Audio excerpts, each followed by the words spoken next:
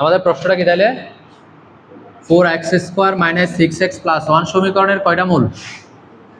আলফাও কি হলে? এখন এই অঙ্কটা করার জন্য আমাদের মেন যে সূত্র শিখতে হয় আর কি, x² + bx + c সমান কি হলে 0 হলে এটার যদি মূল, এটার যদি কি আলফা আর কি হয়, মূলও বলা যাবে, কিও বলা যাবে, ইস আমাদের তো মূল বলে বেশিরভাগ সময়। তাহলে এখানে হচ্ছে যে একবার যোগ আর একবার কি গুণ, তাহলে আলফা প্লাস বিটা মানে মাইনাস বি বাই কি আর আলফা বিটা মানে কি সি ডিভাইডেড বাই এ। তাহলে শুধু প্লাসের ক্ষেত্রে একটা মাইনাস হবে, কার ক্ষেত্রে? বি মানে যেটা কার পাশে থাকবে, এক্স এর পাশে। এ মানে যেটা কার পাশে থাকবে, এক্স স্কোয়ারের পাশে। সি মানে যার পাশে হচ্ছে এক্স থাকবে না, মানে ফলক থাকে না আর কি, থাকে এটা x⁻0 আকারে থাকে আর কি। এটা আমার দরকার নেই, অর্থাৎ এক কথা আমরা বলবো যার পাশে এক্স নাই সেটা সি। মানে এক্স স্কোয়ারের পাশে, বি মানে কার পাশে, এক্স এর পাশে। আর সূত্রে প্লাসের জন্য মাইনাস থাকবে, গুণের জন্য কোনো মাইনাস থাকবে না। এবার আমরা এই সমীকরণটা মিলাই। প্রদত্ত সমীকরণ 4x² - 6x + 1 = 0। আমরা খালি লিখতে পারি, না লিখলেও সমস্যা নাই। এখানে a সমান কত 4, b সমান কত -6, c সমান কত 1, এগুলো না লিখলে কিচ্ছু হবে না। এই সমীকরণের জাস্ট বোঝার জন্য লিখছি, সমীকরণের কি দ্বয়, মূলদ্বয় আলফা ও কি বিটা। সুতরাং আলফা প্লাস বিটা সমান কি সমান -b/a। এটা সূত্রের মাইনাস, এটা কার মাইনাস, -b/a। a মানে কত 4, b মানে কি -6, সূত্র হচ্ছে -b/a। তাহলে ইজ ইকুয়াল টু কত 6/4, 6/4 মানে 3/2। এবার আসবো কি আলফা বিটা, আলফা বিটা মানে কি c/a, c মানে কত 1, a মানে কত 4, 1/4। তাহলে এটাতে গিয়ে এই যে এখানে একটা মাইনাস হবে, এটা আমাদের এটা তো গণিত অনুসারে, আর এই অংশটা লিখলেও হবে না লিখলেও হবে। আর তোমরা চাইলে এখানে সূত্র দিয়ে অঙ্কটা করতে পারবে।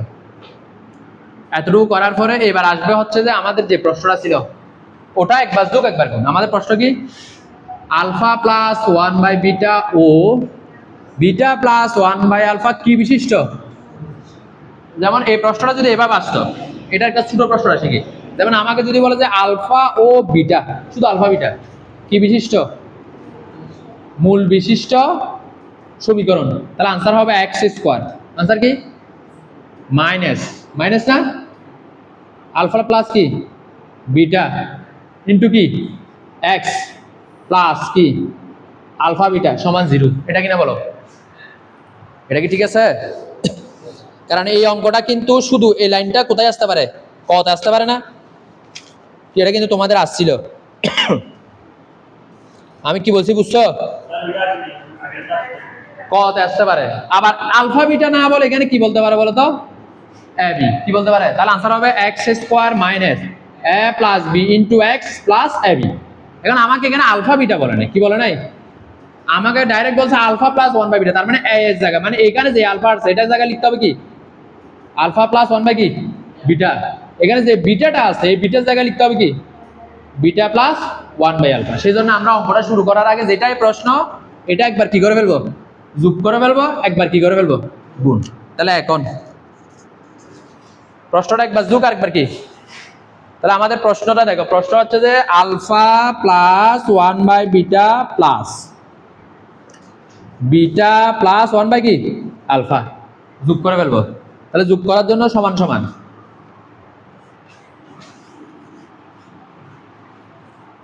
যোগ করে দিই। আমরা এই দুটোটা একসাথে লিখতে পারি না, তাহলে আমরা এভাবে লিখতে পারি আলফা প্লাস বিটা। এবার লিখতে পারি 1/β প্লাস 1/α। এবার এটার কি লেখা যায়, মান লেখা যায়। এটার মান কি 3/2। এবার আমরা এখান থেকে কি লসাগু নিলাম, বিটা আলফা বা আলফা বিটা। এ দেখো বিটা বিটা যখন চলে যাবে উপরে বসবে কি আলফা, আলফা আলফা চলে গেলে বিটা, আবার কি বসাতে পারবো মান। তাহলে প্রথমে 3/2 প্লাস আমরা উপরেরটার মান লিখবো কি 3/2, নিচেরটার মান লিখবো কি 1/4। তাহলে এবার আমরা আবার যেরকম আছে লিখি, প্রথমে আছে 3/2 প্লাস আমরা উপরটা লিখবো, উপরটা কি এখানে একটা ব্র্যাকেট দিবা, ভুল করবে না। বাক চিহ্নটা কি বানাবো, এই বাক চিহ্নটা গুণ চিহ্ন বানালে 4টা কোথায় যাবে উপরে, 1টা কোথায় নিচে। তাহলে এবার দেখো 2 দুগুণ 4, তাহলে 3/2 প্লাস 3 দুগুণ কত 6। এবার এখান থেকে আবার কি লসাগু 2, 6 দুগুণ 12, তার মানে আনসার কত, আনসার বলতে একটা মান বের হয়েছে আর কি 15/2 কত 2। ক্যালকুলেশন শিখতে হবে কিন্তু, ক্যালকুলেশনে যদি 15/2 বাইর করতে না পারে তাহলে কেমন অঙ্ক করবে।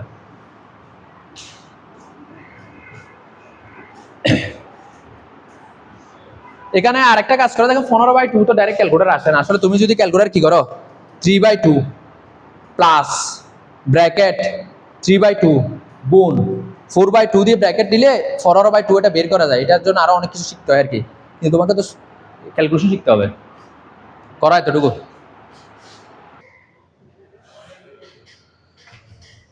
এবার তাহলে আমরা কি করে দিব, যে গুণ করে দিব।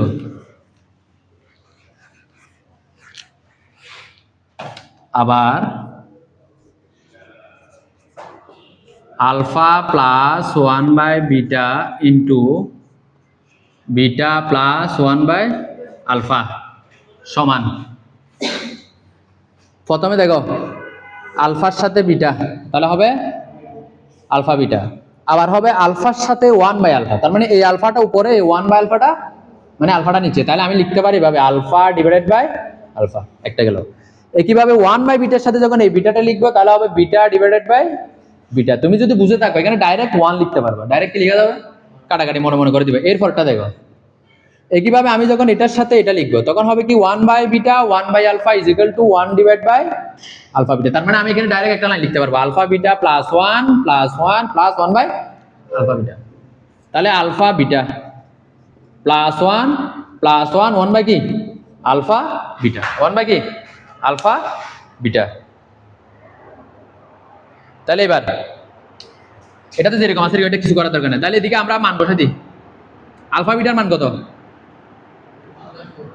1/4 প্লাস 2 1 1 কত প্লাস 1 বাই কত আবার 1/4, আবার কি 1/4।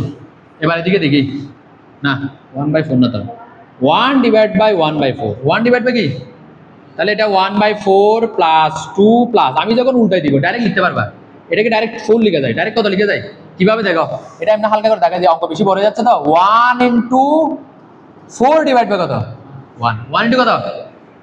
এইবার এখান থেকে তুমি কি লসাগু নিবা, লসাগু নেওয়ার একটা কাজ করতে পারো 1/4 প্লাস কত 1/4 প্লাস কত 6, 1/4 প্লাস যদি 6 হয় আমার লসাগু কত 4, 424 ইজ ইকুয়াল টু আমার আনসার হচ্ছে 25 ডিভাইড বাই কত 4।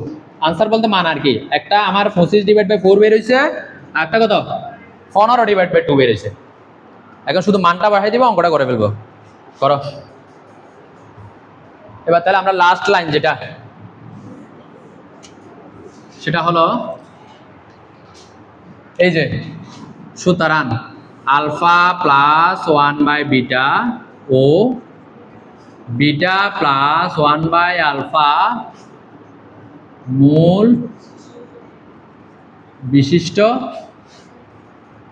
সমীকরণ সমান, একদম সহজ, এক্স স্কোয়ার মাইনাস এটা তো একবার যোগ, তাহলে alpha plus 1/β beta plus 1/α into কি এক্স ইন্টু কি প্লাস, এবার আবার ওটা গুণ দিব alpha plus 1/β into beta plus 1 by কি আলফা ইজ ইকুয়াল টু কি 0, মানে এক্স স্কোয়ার এটা তো বা হবে মাইনাস যোগ এক্স প্লাস গুণ এক্স প্লাস কি গুণ সমান সমান বা।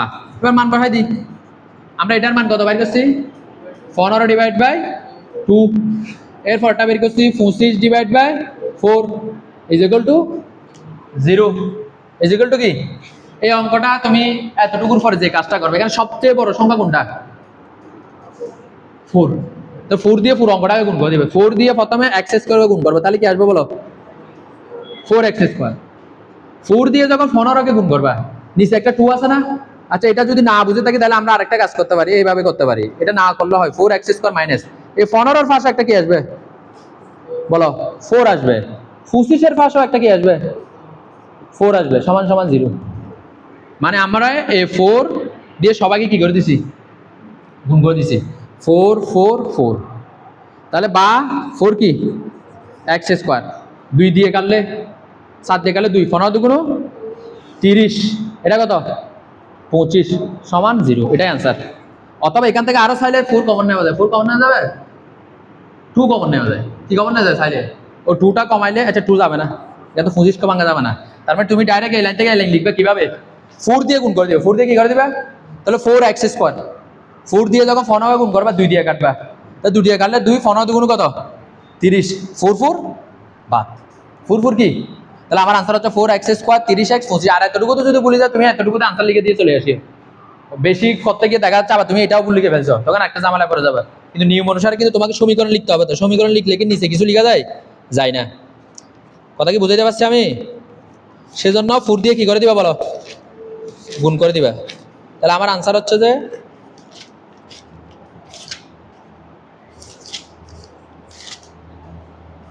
4x square minus 30x plus কত? 25।